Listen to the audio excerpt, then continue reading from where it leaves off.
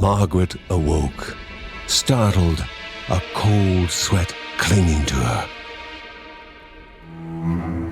She gathered her thoughts.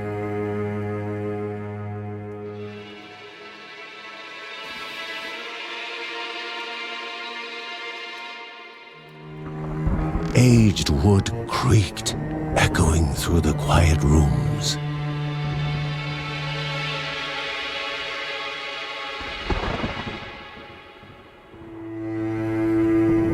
Near the house stood a shrine to Rhea Dana, goddess and daughter of the land, of Rhea and a being of comfort.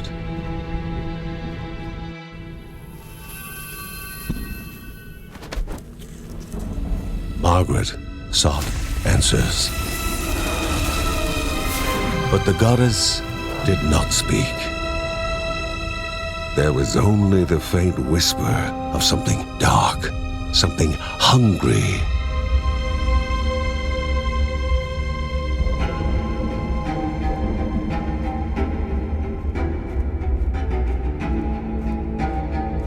The old seer's bones felt the weight of their age as she climbed.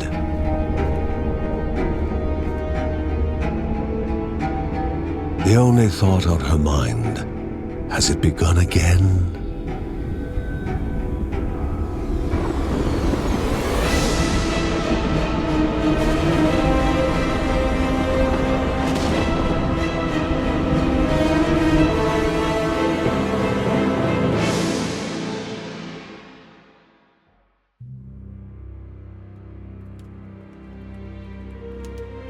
John's mission would be a simple one.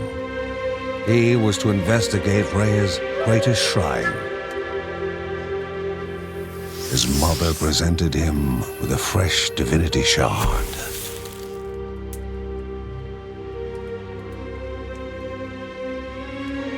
From his brother came a newly sharpened sword.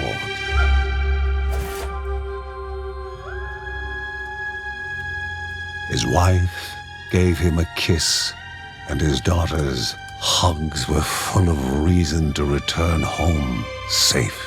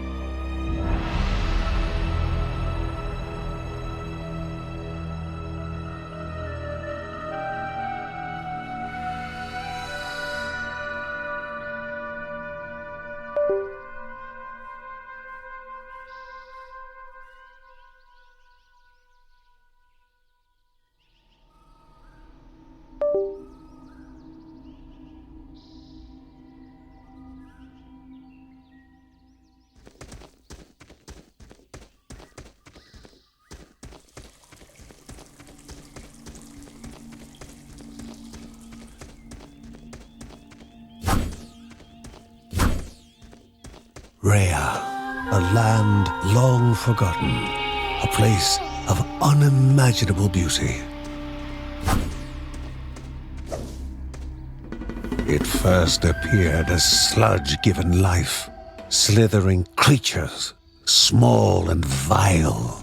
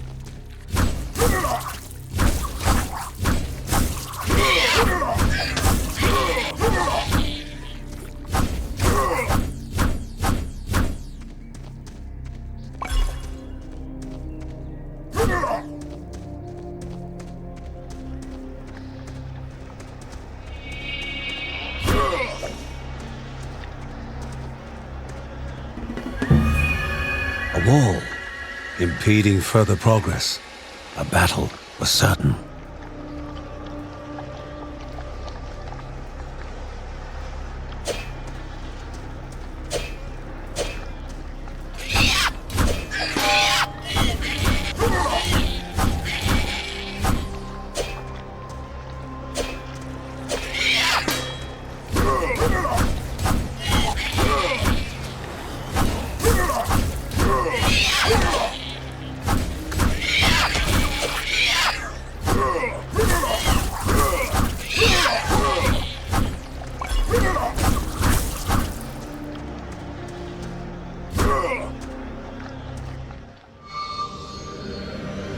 Banished by light itself, the corruption abated, leaving the shard cold in hand, dark, in need of life.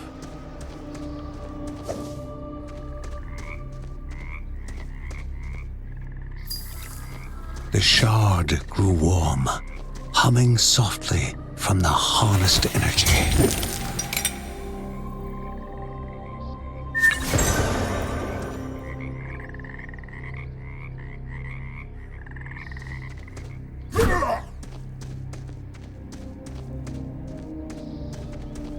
Before him was now one more dangerous than those that came before.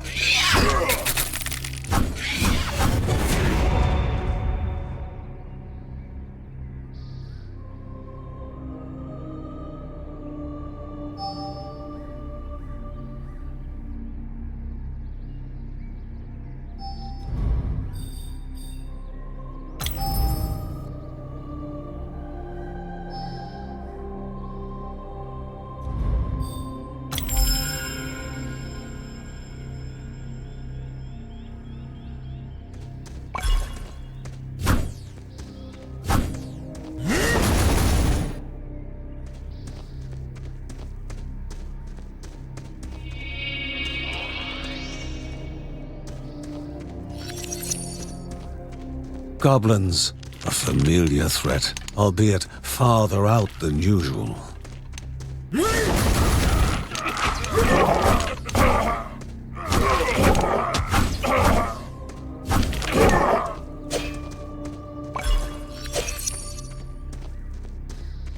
Magnificent, but dangerous, a land of love found and of love lost.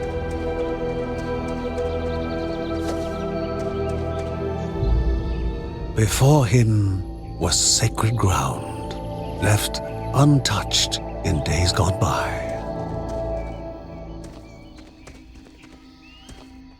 Remaining calm and collected, the shock of his heart-skipping beats was concealed in expert fashion.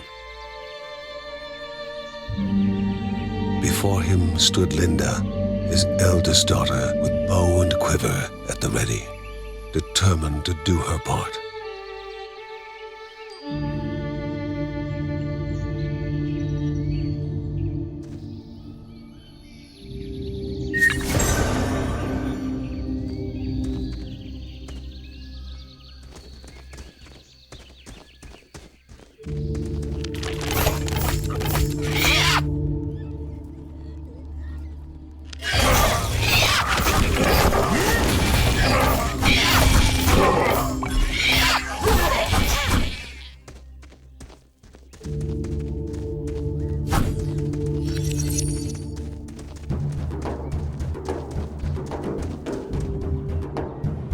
Before the Guardians were not beasts feeding, but monsters consuming, destroying others. They corrupted and distorted, creating even more hungry husks.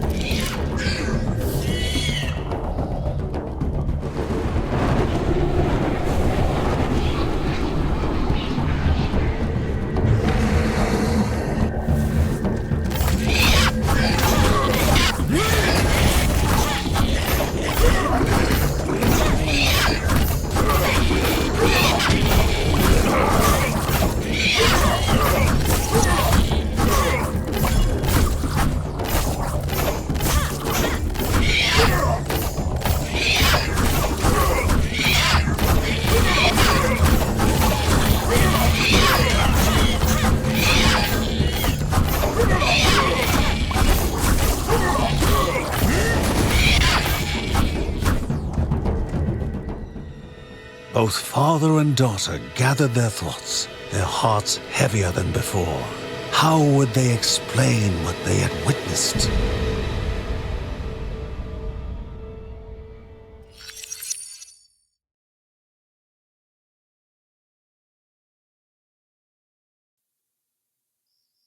The ancient tree had been cut down. Together, father and daughter described the horror, the creatures dripping with decay that slithered into bodies stuck between life and death to bolster their ranks. Grandma Margaret confirmed what they all feared. It was the corruption, a cruel entity spoken of only with hushed voices, an ocean of darkness that flowed from the top of Mount Morta. And the Bergsons' duty was to stand against this devouring deluge of death. Kevin was also eager to do his part in the family's fight, especially when his older brother Mark was off somewhere. He was as much a guardian of their mountain home as any of them. She stood. If they were to reach the summit and destroy this evil, as the Bergsons of old had done in the past, they would need the assistance of the sanctuary.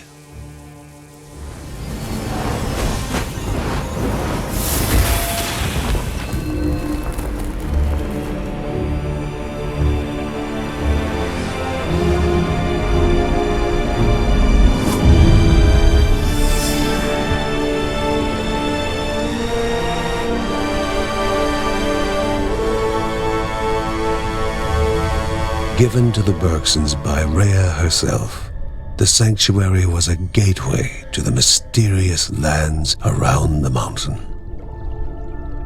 Margaret pointed to the huge crystal at the center of the den, revealing their next task: to activate it and open the way to the source of the corruption. And once Rhea's 3 spirits are gathered on the grounds, the only gate to the top of Mount Morta will open in this chamber.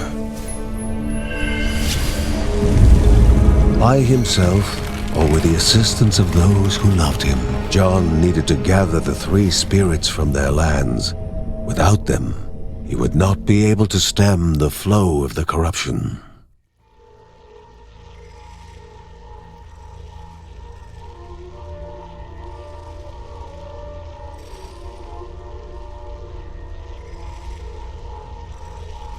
Halls of Anaidia must be here, or she needs to be found.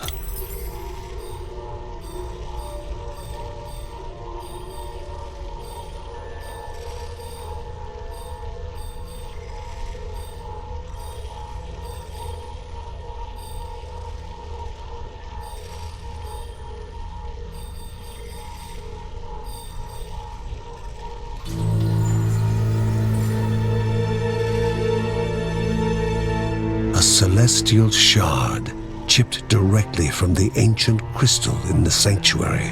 It would be the Bergsons' lifeline, a tether to pull them back home before death's fateful whisper.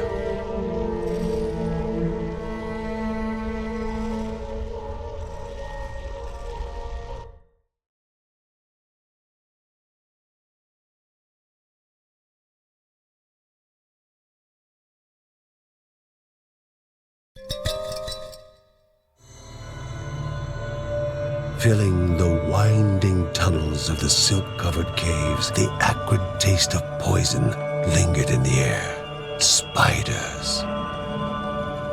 Linda told herself it was only target practice.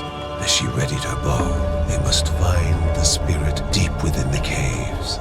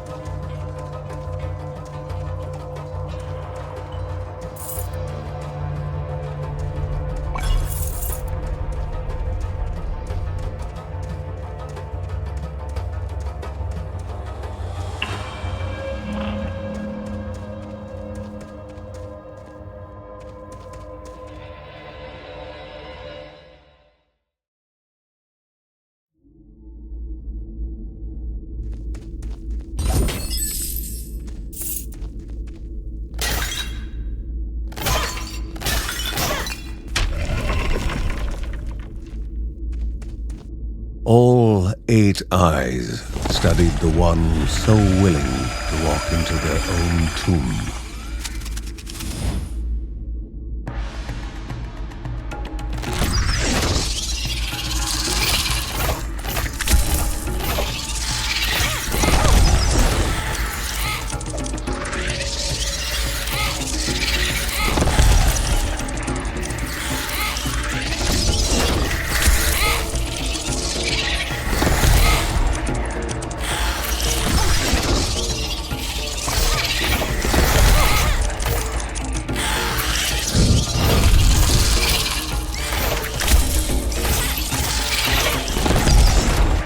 The Bergson began to slip away, wondering if this was death.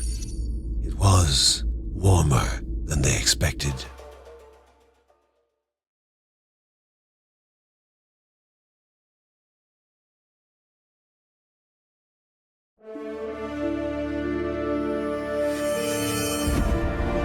They gasped for air as the celestial shard brought them back. A sensation no hero could become accustomed to.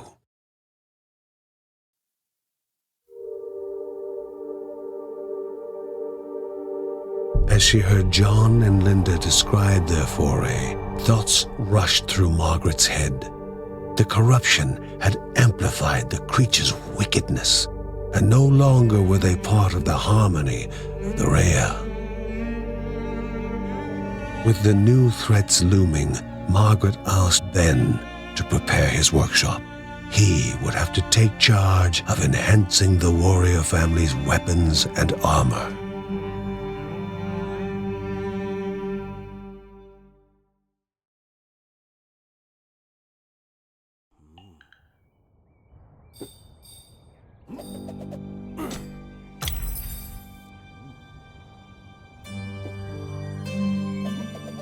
Uncle Ben reached out to the familiar warmth of the forge. If they were to reach the top of Mount Morta, their equipment would need to be of the highest quality.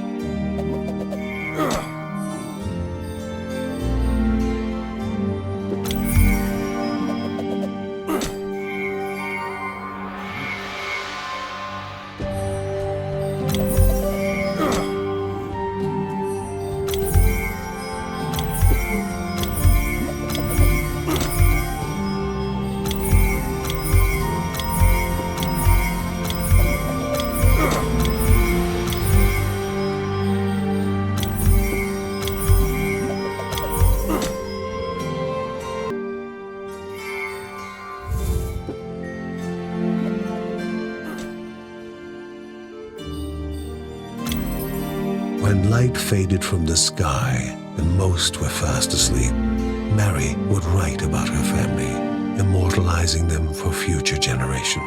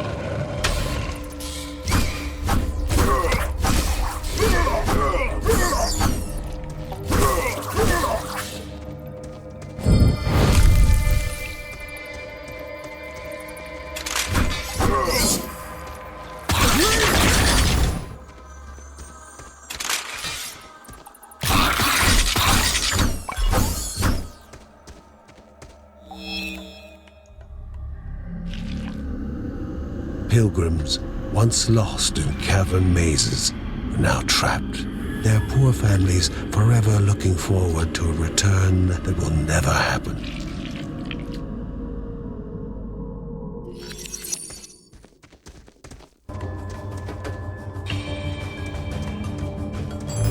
Energy flowed around the room. Before the hero, an object of the divine.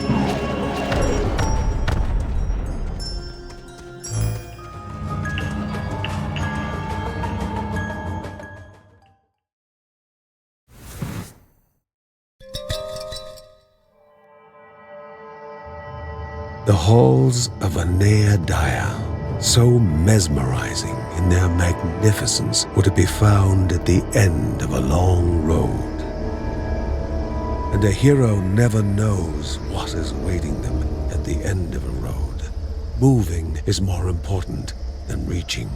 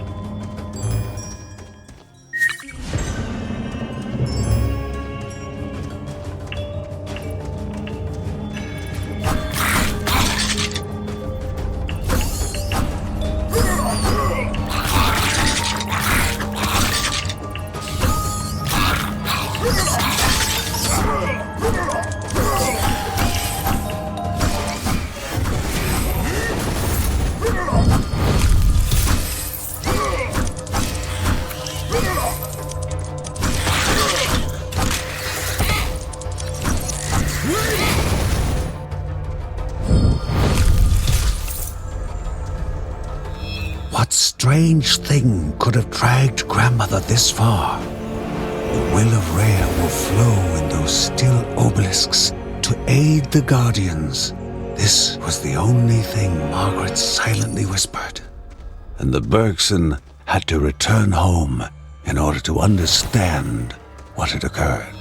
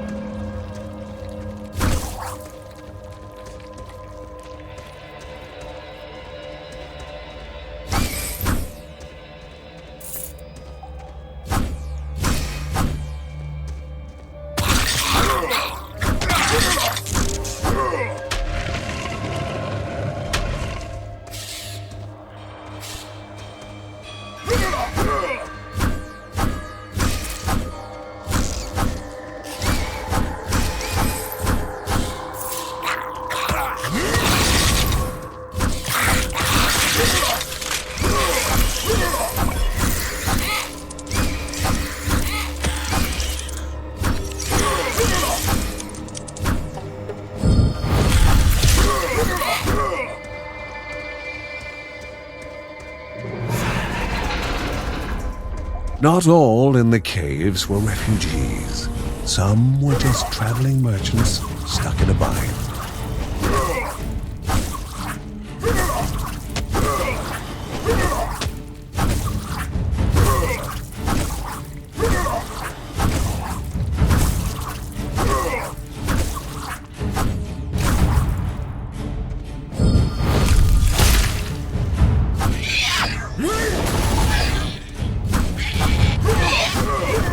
The strange-looking shopkeep dusted off his clothes, tipped his hat. He invited them to stop by his shop later, promising something for all adventuring needs.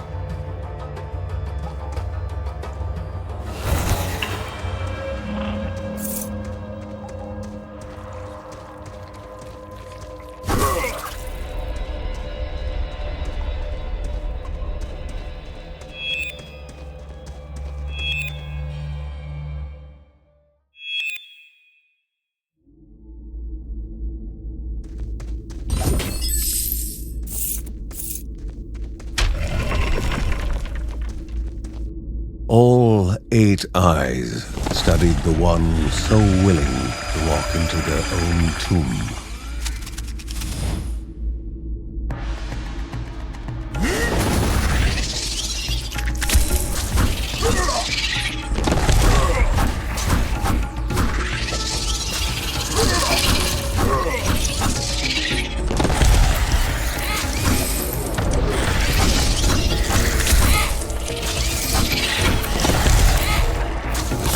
Howled in anguish as death slowly beckoned to bestow its peace.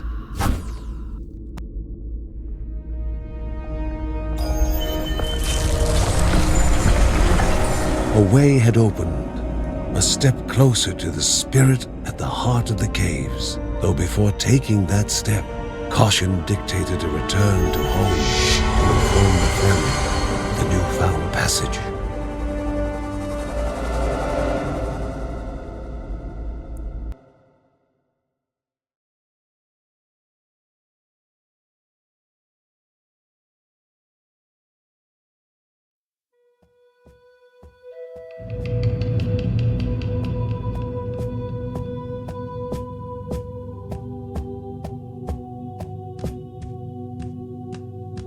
Worried for the missing boy, Ben thought that maybe he should have hidden the daggers better.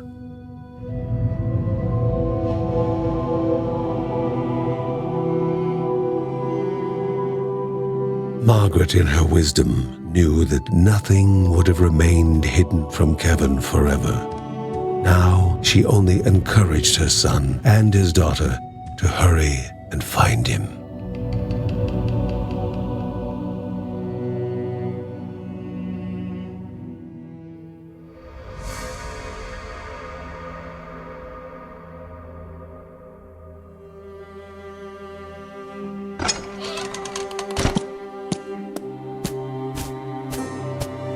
Kevin returned from his saga with barely a scratch, yet he found no appreciation from his family, especially his father. Despite having Linda on his side, his father was still mad at him for endangering himself and worrying them all, including his pregnant mother. His favorite line, asking how he could be so inconsiderate. He wondered whether Uncle Ben would understand his bravery and initiative better.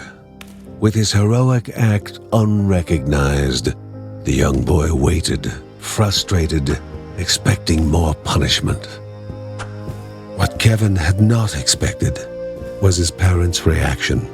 Heartened by his courage, his father was going to teach him the ways of battle, and his mother was far from the frail and always worried housewife she had seemed.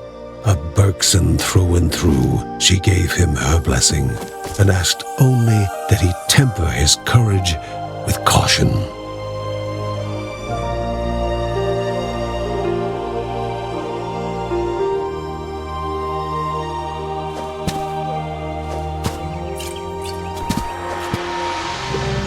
Perhaps Uncle Ben was the happiest of them all.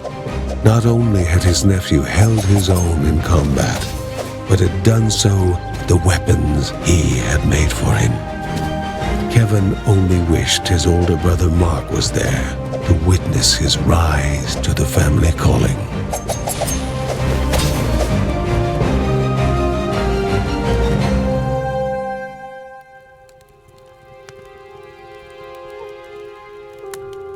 Defeated, the Spider King had been removed from the path leading to the halls of Aneadiah, although the pestering of greedy goblins might still prove dangerous along the way. Uncle Ben was pointing out possible routes forward, speaking of the troubles pilgrims had run into in the lost trenches.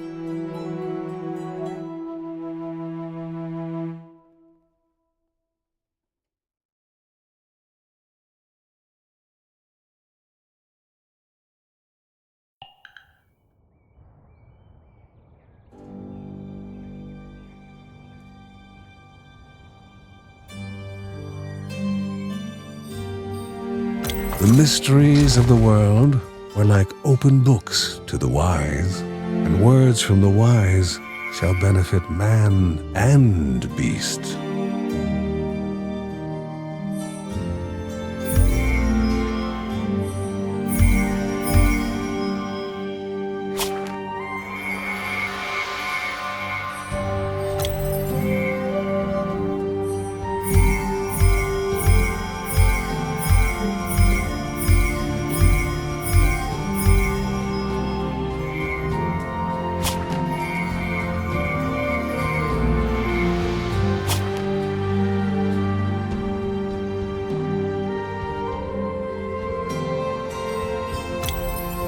The past holds both joy and bitterness of time. Sheila could help them, as John said, but Ben could not bring himself to overlook the sting of their past relationship.